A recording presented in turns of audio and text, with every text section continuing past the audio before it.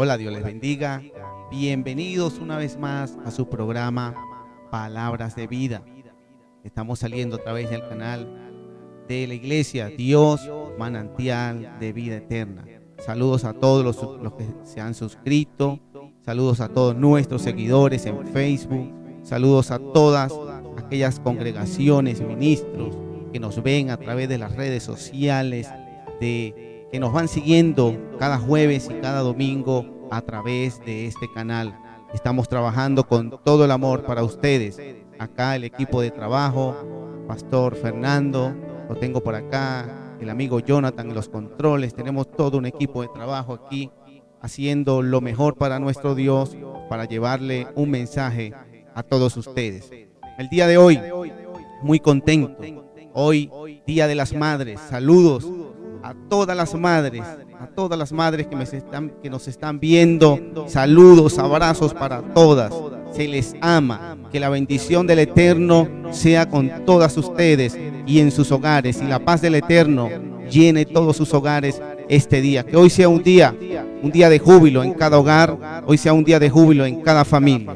Así que en este día especial hoy traigo un tema muy controversial, un tema profundo.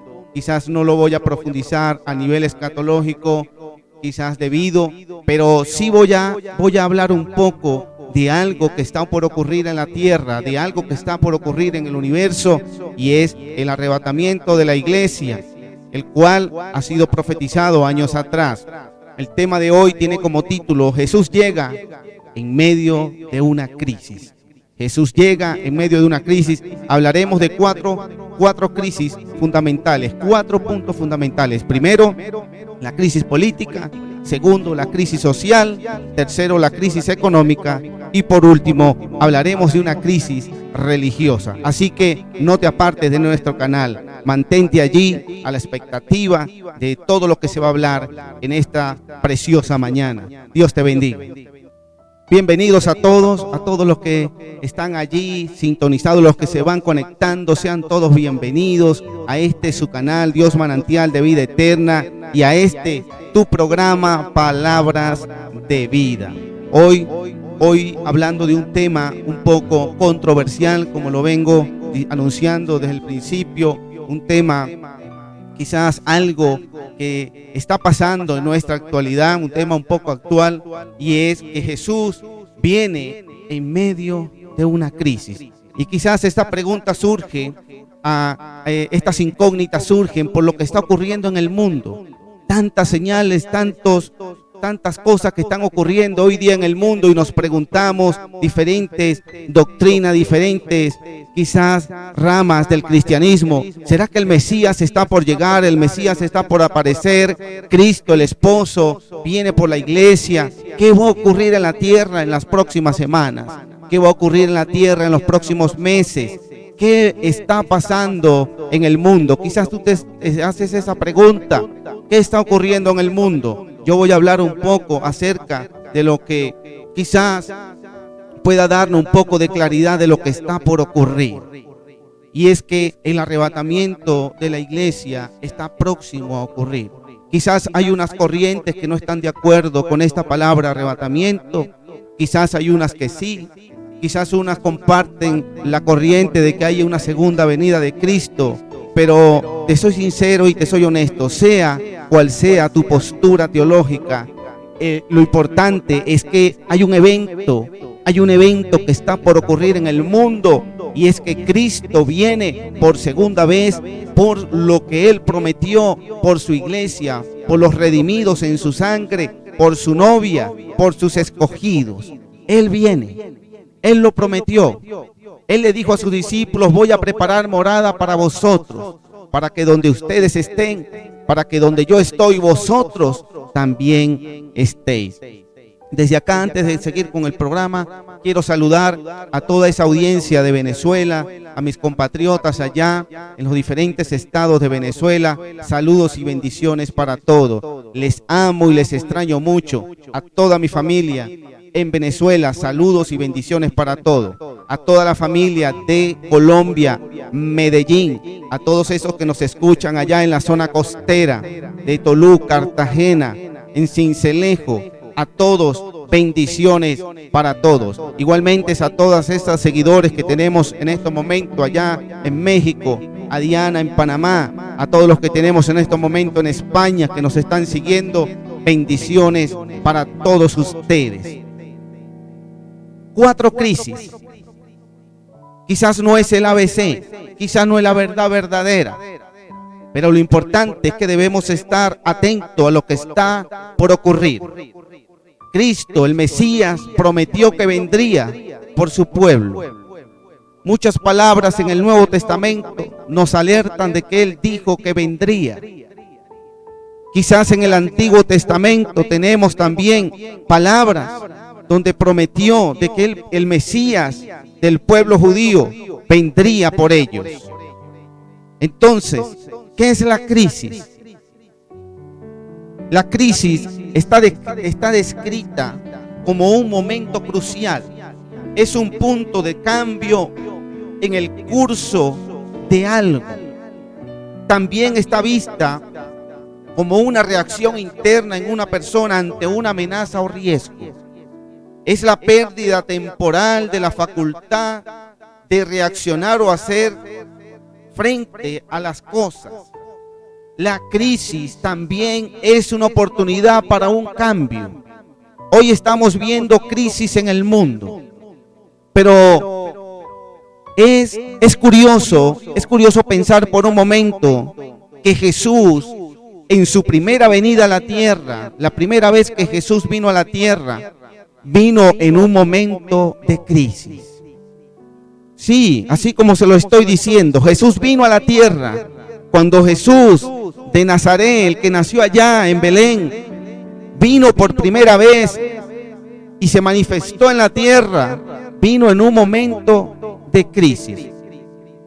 En el primer punto hablaba de 4 crisis: política, social, económica y religiosa.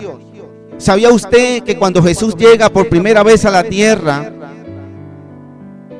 Jesús llega en un momento de crisis?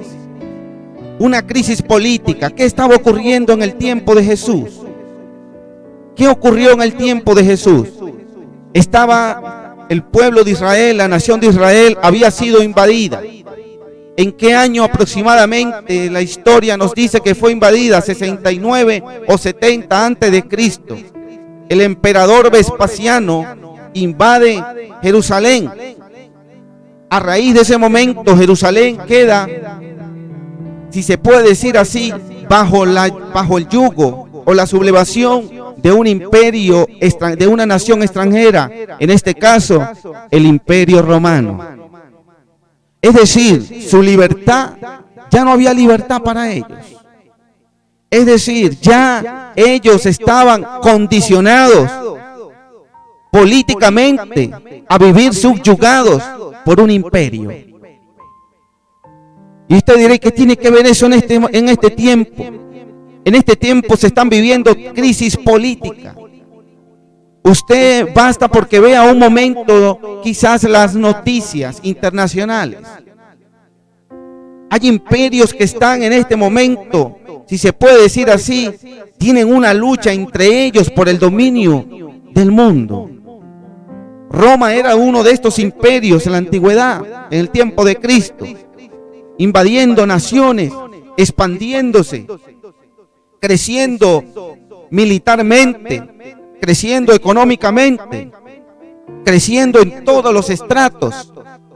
Hoy día vemos, hoy día se ven y se dibujan en el ambiente algunos imperios, y se los nombro algunos. El imperio norteamericano, liderado por el país de los Estados Unidos. Tenemos el imperio en Asia, allá China. Tenemos el imperio, tenemos a los rusos. También allí, en este momento, en ese apogeo político por el gobierno mundial, estamos viendo una crisis política a nivel que nunca antes se había visto. Quizás en esos tiempos se iban a la guerra, se iban a la violencia física y se mataban unos con otros para tomar posesión de una tierra o de una nación. Pero en este tiempo vemos que las guerras de cuarta y quinta generación son guerras que quizás no te usan este tipo de violencia física.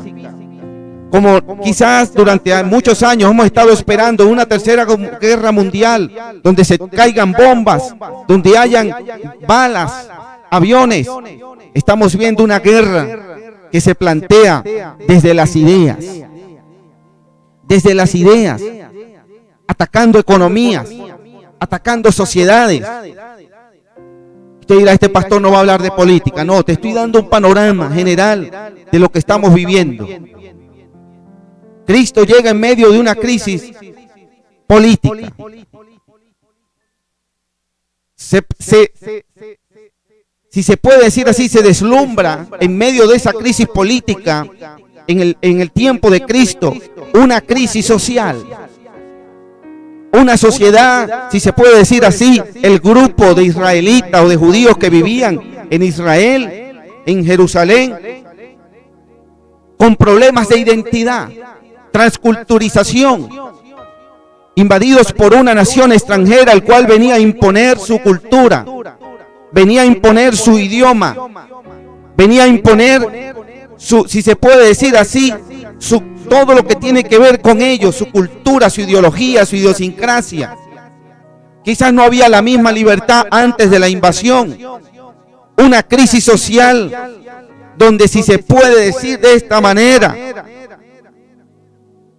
se vislumbraba en el ambiente de Jesús movimientos rebeldes en contra de esta nación extranjera.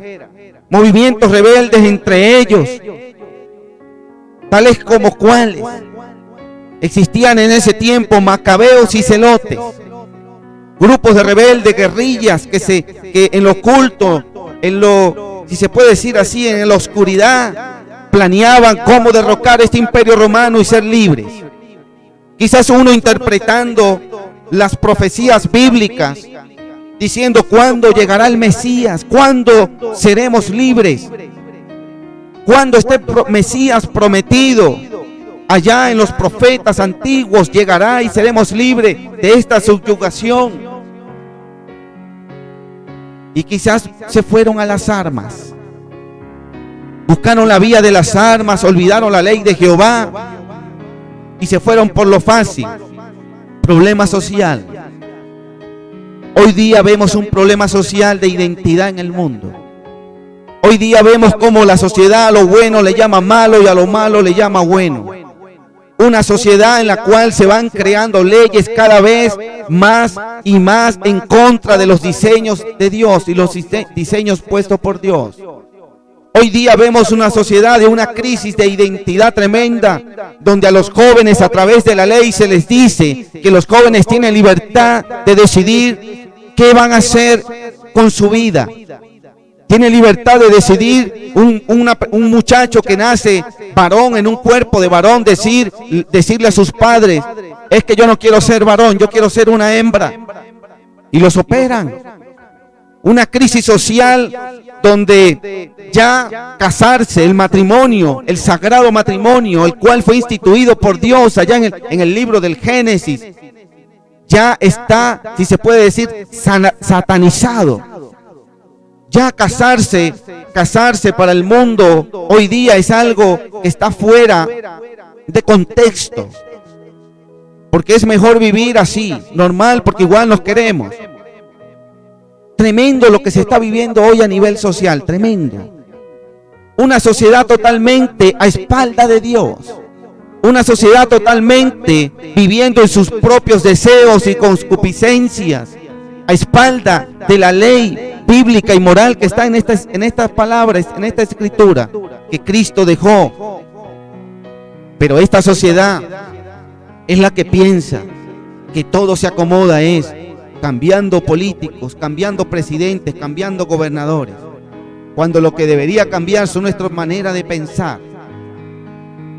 Anteriormente, hace 20, 30 años, hace 20, 30 años, casarse, ir al matrimonio era honroso. Era una honra para una familia ver a sus hijas salir de blanco de su casa. Pero ya hoy día no lo vemos. Antes, hace 20, 30 años, era honroso traer un hijo al mundo. Hoy día se crean leyes como el aborto para venir y quebrantar la ley de Dios, y yendo por encima de todas las leyes de Dios, incluyendo la del no matarás, matando ese ser vivo que se forma en el vientre de una mujer. Se presenta una crisis económica. Crisis económica en los tiempos de Jesús. El salario no les alcanzaba. Trabajaban y trabajaban para pagarle tributos a Roma. Usted se imagina en estos tiempos que usted solamente trabaje para pagar impuestos. Quizás algunos dirán que me vengan en diferentes partes del mundo. Es que ya lo estamos viviendo, pastor. Especialmente en mi nación, Venezuela. Una crisis económica a nivel que nunca antes se vio, a niveles apocalípticos nunca antes vistos. Donde un sueldo mínimo no te alcanza para comprarle un desayuno a tu familia. Quizás otros países tienen otro tipo de crisis económica. Quizás no le alcanza para pagar el arriendo, los servicios de su casa. Quizás comen 2 veces al día o 1 vez al día. O quizás algunos ya ni saben lo que es una comida. Una crisis económica. En estos últimos meses, 4 semanas que han pasado desde que se plantea lo de la pandemia del COVID, vemos cómo en los diferentes países se vienen presentando crisis económicas. Las grandes, si se puede decir, las grandes economías del mundo sacudidas. Estados Unidos, China, Rusia. Las grandes economías del mundo. Europa. Sacudidas en una crisis económica tremenda. Quizás muchos hoy día van y trabajan 16 horas y solamente les alcanza para cubrir sus gastos básicos. Quizás los impuestos de arriendo, quizás los impuestos de servicios son demasiado elevados en algunos países, donde solamente las personas trabajan para cumplir con su obligación. El mundo está atravesando, si se puede decir así, la misma línea de cuando Jesús llegó. Y me sorprende una de las últimas crisis que voy a hablar hoy para no alargar mucho el tema. Y es la crisis religiosa. Algo que ha surgido. Vamos a hablar de Jesús primero. Crisis religiosa en los tiempos de Jesús. ¿Qué ocurrió en los tiempos de Jesús cuando Jesús llega al mundo? Habían movimientos religiosos en contra de las enseñanzas del templo. Estos movimientos religiosos eran conocidos como saduceos, fariseos, escribas, esenios. 4 movimientos religiosos de la época, los cuales se debatían entre ellos si había vida eterna, si no había vida eterna, si venía el Mesías, si no venía, cuándo venía. Unos decían que sí venía, otros decían que no. Tanto que se empezaron a debatir entre ellos y olvidaron realmente lo que eran las profecías mesiánicas. ¿Por qué me atrevo a decir que olvidaron las profecías mesiánicas? Porque la Escritura me dice a mí que a los suyos vino, mas a los suyos no le recibieron. Mas a todos los que le recibieron, le dio a los que creen en su nombre, le dio la potestad de ser hecho hijo de Dios. El Mesías viene, camina 30 años entre ellos, comienza su ministerio de 3 años, le dan muerte de cruz y hasta el sol de hoy algunos todavía afirman allá en Israel que el Mesías nunca ha llegado, que lo están esperando. Me sorprende en las últimas semanas ver todavía informaciones de personas tan estudiadas en las leyes y en la escritura de la Torá, que en este tiempo todavía dicen, el Mesías está por venir, estamos pendientes de un acontecimiento grande en el mundo. Eso está documentado, puede buscarlo. El Mesías está por aparecer todavía. Y para no señalar a nadie en específico, dice el rabino, yo no sé quién, gran rabino conocedor de las escrituras, dice que el Mesías está por venir. Les han pasado 2000 años, mataron al Mesías y todavía están esperando al Mesías. No han entendido realmente las escrituras ni las profecías. Pero todo apunta que se les van a cumplir otra serie de profecías que más adelante las voy a hablar, donde se le va a aparecer un falso Mesías, se les va a sentar en el templo y a ese sí van a recibir. A ese sí van a recibir.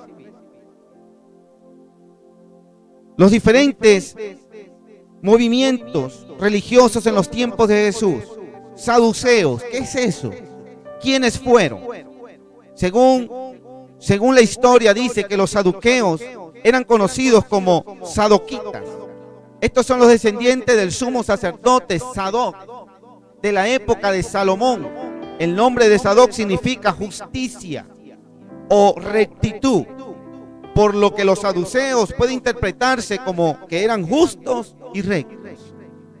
Es decir, yo practico la justicia, yo soy justo y recto. Se acostumbraron a vivir en esa tradición de ser justos y rectos. Los saduceos durante el tiempo de Cristo y la era nueva testamentaria, aquellos que eran saduceos eran reconocidos como los aristócratas de esa época. ¿Por qué se le decían aristócratas? Ellos eran los que tenían riquezas, los que eran muy adinerados. Aparte de ser saduceos, de practicar su justicia, entre comillas, eran los ricos del momento, las personas que manejaban mucho dinero, incluyendo los jefes sacerdotales, algunos jefes sacerdotes y sumos sacerdotes. Dice la historia que se presume que ocupaban la mayoría del grupo del Sanedrín. De esos 70 puestos de ese concilio, se presume que ellos ocupaban la gran mayoría por ser los que poseían el dinero.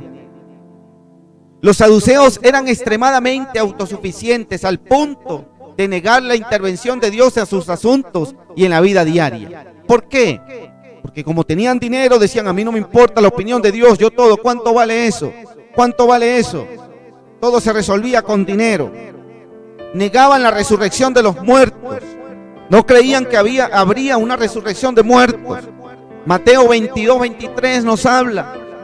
También tenemos a Marcos 12, 18. Y tenemos en el libro de los Hechos, capítulo 23 al 8. Ellos negaban cualquier vida después de la muerte. Sostenían que el alma perece con la muerte. Por lo tanto, creían que no había ningún castigo o recompensa después de la vida en la tierra. ¿Usted ha escuchado eso hoy día en medio de usted?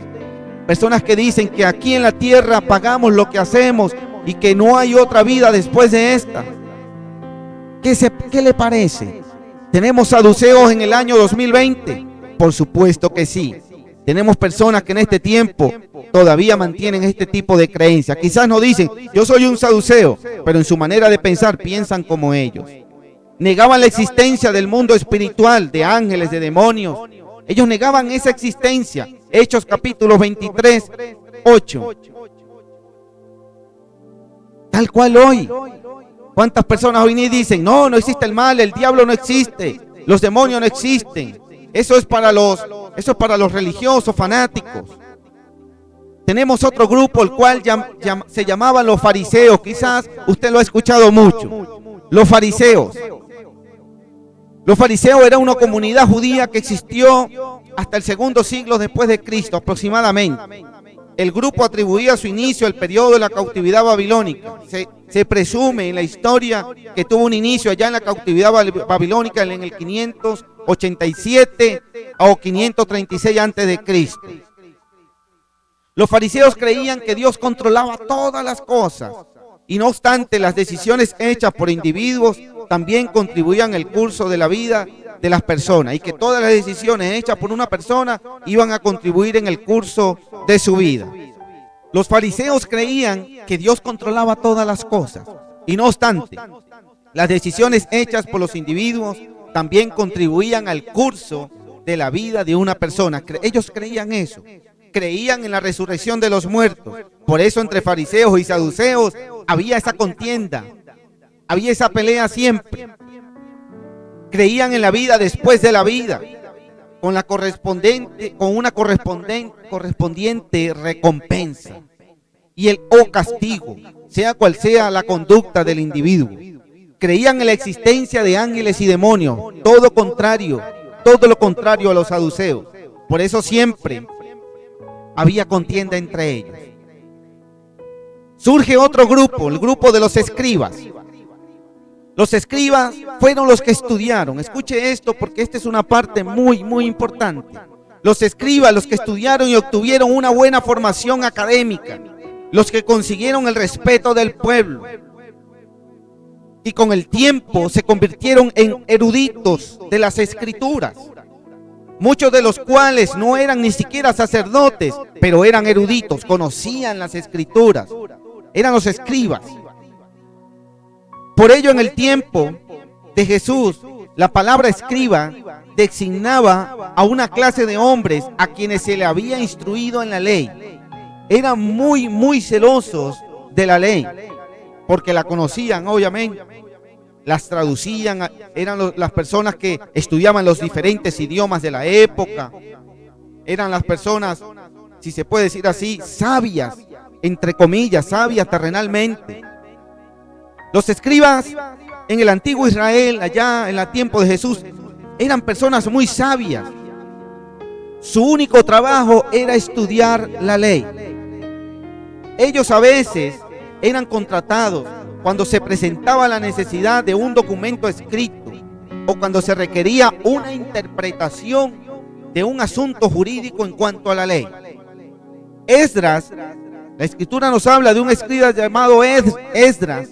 Era un escriba diligente en la ley de Moisés. Esdras capítulo 7, versículo 6.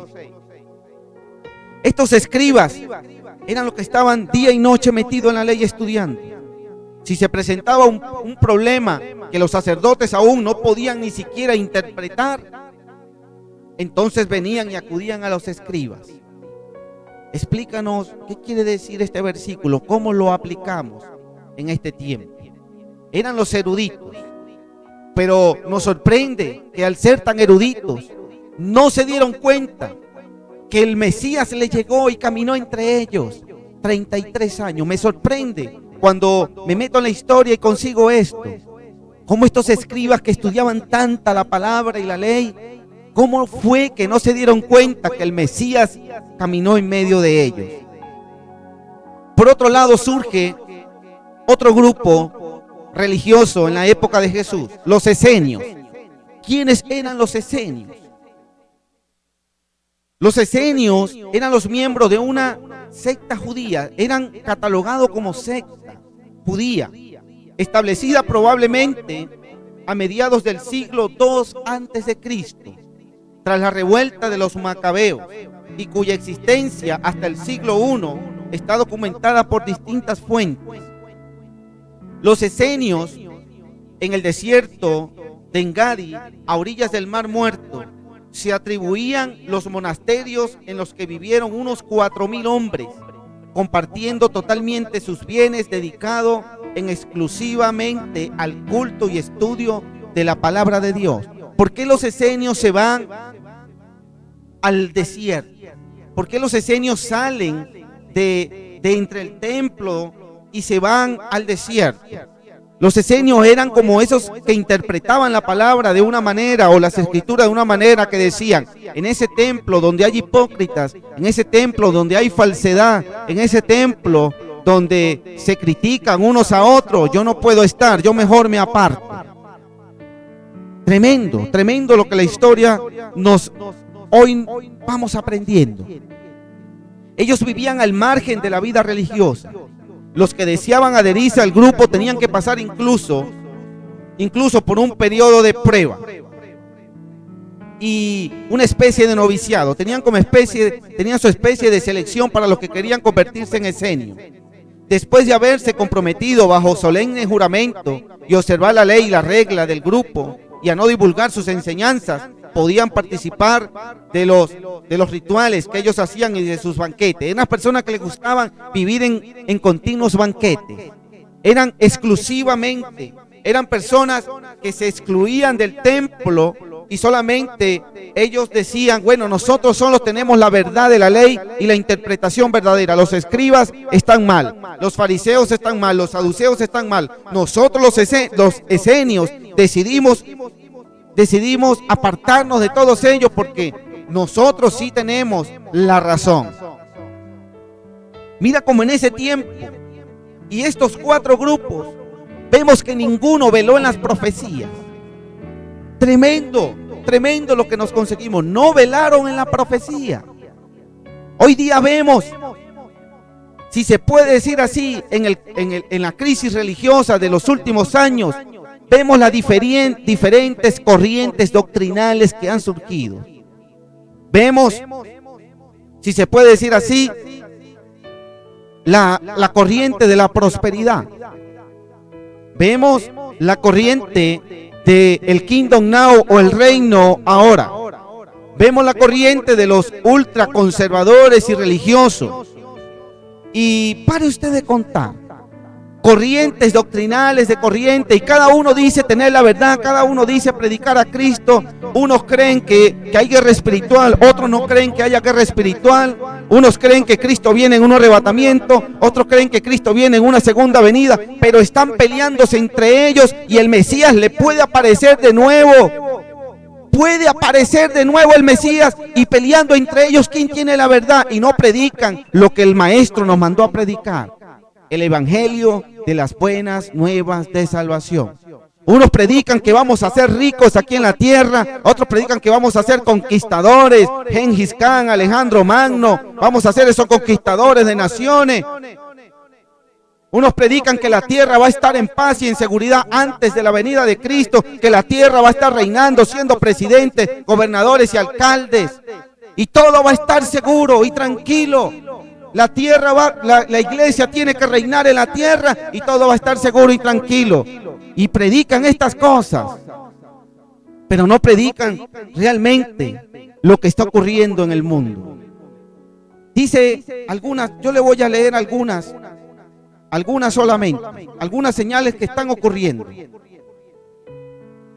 Una de las primeras señales, los días serían como en Sodoma y Gomorra, anarquía. Resumiendo, vamos a resumir.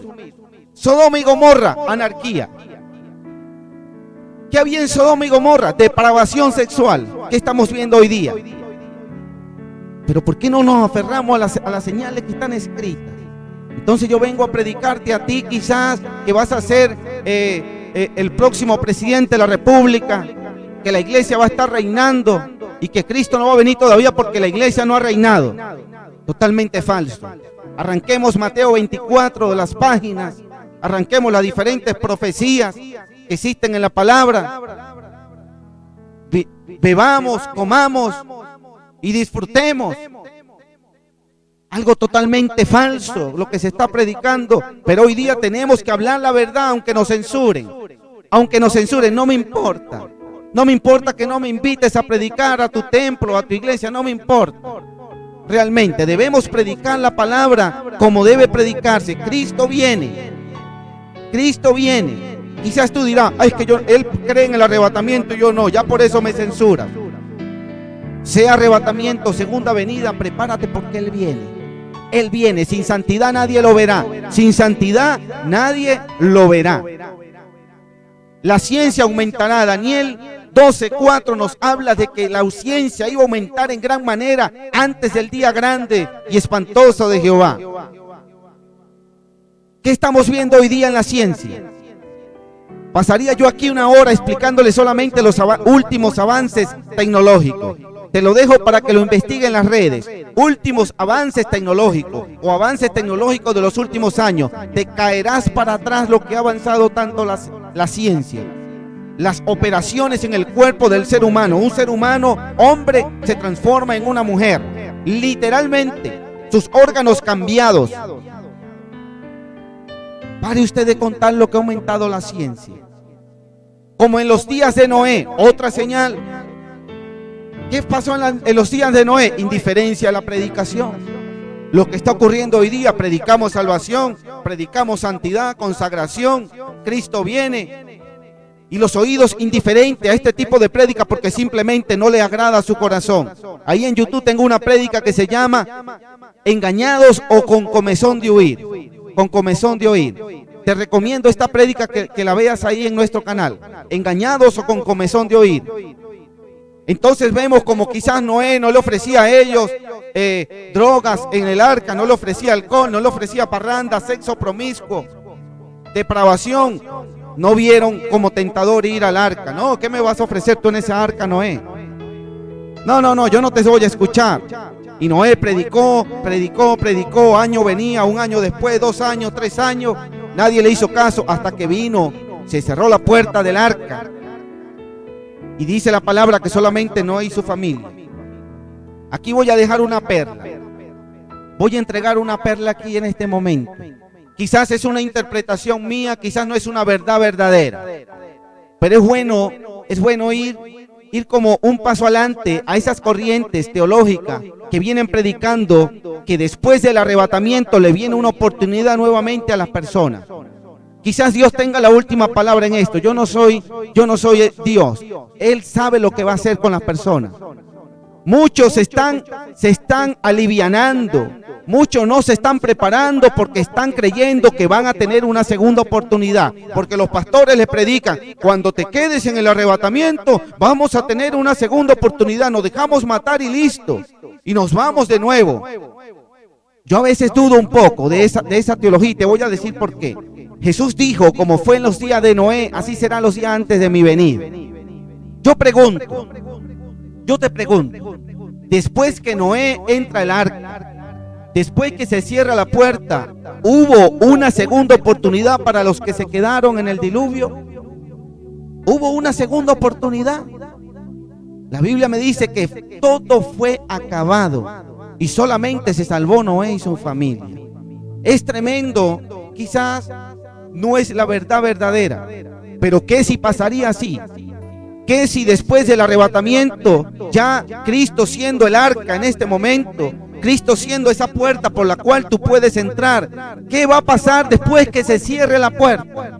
¿Qué va a pasar después de que el arca, Cristo, arrebate su iglesia? ¿Qué va a pasar contigo? ¿Qué si no hay una segunda oportunidad? No te vas a la perdición eterna, no te vas a la condenación eterna. ¿Por qué no mejor irnos en este primer viaje? ¿Por qué no asegurar? ¿Por qué no consagrarnos en este momento a Cristo? Consagrar nuestras vidas a Cristo e irnos en este primer viaje. ¿Por qué no? ¿Por qué dejar de creer en esa fábula de que va a haber una segunda oportunidad? Porque nuestros oídos tienen piquiña de escuchar eso. Porque nuestro corazón anhela escuchar eso. Vámonos en un segundo viaje. Quizás así yo veo si es verdad o no es verdad que Cristo viene o no viene. No podemos estar jugando. Con esto no se puede estar jugando. Ya para terminar, dice que en los últimos días se levantarían falsos profetas. Falsos que iban ¿qué es un falso profeta? Prédicas falsas. No es nada mal que te profetiza lo bueno. Esos profetas que te profetizan todo el tiempo, que el año que viene se va a acabar toda la pandemia, que el mes que viene ya vas a tener dinero en el bolsillo, en tus cuentas bancarias, que levanta la tarjeta bancaria y vamos a declarar prosperidad en el banco y en tu cuenta y la plata va a aparecer así. Falsos profetas que le profetizan lisonjas a la gente. Le profetizan solamente lo que ellos quieren escuchar. Cristo nos lo advirtió, Mateo 24:11 nos lo deja explícito. Habrán falsos profetas, le van a hablar al pueblo lo que ellos quieren escuchar. Habrá pestes. ¿Por qué nos sorprende? ¿Por qué nos sorprende con todo lo que está ocurriendo en estos meses? Jesús dijo que antes de su venida habría pestes y habla en plural. Es decir, si estás sorprendido por la peste que está ocurriendo hoy día, el COVID-19, imagínate por las que vienen. Imagínate por las que vienen. Quizás van a ser peores. Habrá hambre. Lo que hablé al principio, personas que ya se están acostando sin comer, personas que solamente comen una sola vez al día, personas donde ya no se está comiendo, países no se comen. Valora cada alimento que Dios pone en tu mesa. Dale gracias a Dios por cada alimento que Dios coloca en tu mesa. Tú no sabes cuándo va a llegar el momento donde ya no va a haber. Se levantará nación contra nación y reino contra reino, y habrán rumores de guerra. Eso se ve en las noticias. Enfrentamientos entre los imperios, enfrentamiento entre cada uno de ellos, que si por el control mundial, que si le voy a lanzar un misil a este, que si aquel hizo una prueba nuclear, que si Corea del Norte hizo una prueba nuclear, que si sigue así y sigue con sus amenazas, los voy a invadir. Y cuestiones como esa que usted conoce, que usted sabe y ve a diario en las noticias. Habrá terremotos. El año 2020 empezó con terremotos, con señales en el cielo, en la luna y las estrellas y el sol. Libro de Joel. Estamos viendo señales cumpliéndose en nuestras narices. ¿Qué más quieres escuchar? ¿Por qué le exigen a los profetas y a los pastores todavía? No nos prediques eso, predícanos que todavía Dios es amor. Dios es amor. Yo te lo digo de todo mi corazón, Dios es amor. Y por eso es que todavía nos ha dado tiempo, este pequeño lapso del tiempo de gracia que está por terminar, aprovéchalo, porque estamos disfrutando del inmenso amor de Él. Y dice la palabra, y con esto cierro, Lucas 21:38. Cuando estas cosas comiencen a suceder, erguíos, levantad vuestra cabeza, porque se acerca vuestra redención. Iglesia, el tiempo está cerca. Los que están tibios por allí, el tiempo está cerca. Los que están jugando al cristianismo, creyendo que esto es una religión, el tiempo está cerca. Esto es relación. Jesús nunca vino a predicar religión, Él vino a predicar relación con el Padre. Él vino, se dice la Escritura, que vino a reconciliar al mundo con su Padre. Él nunca vino a predicarte una religión. Él nunca vino a decirte, esta es la religión, los saduceos tienen la razón, los fariseos tienen la razón, los esenios tienen la razón. No, Jesús es el camino, Él es la puerta, Él es el arca. Entra por el arca mientras tenga tiempo, aprovecha mientras haya oportunidad, busquen a Dios mientras pueda ser hallado. Llegará el momento donde no habrá escapatoria para nadie. Llegará el momento donde la puerta se cerrará. Y dice la palabra que seremos levantados, tesalonicenses.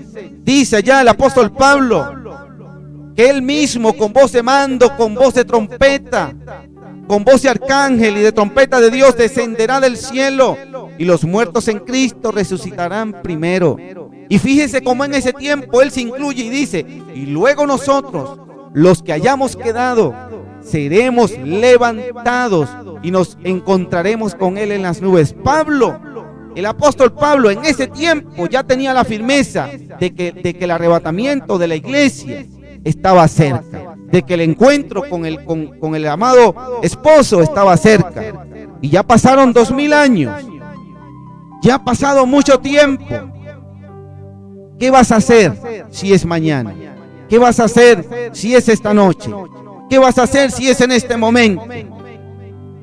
Iglesia, yo te invito a que te pongas a cuenta con el Señor.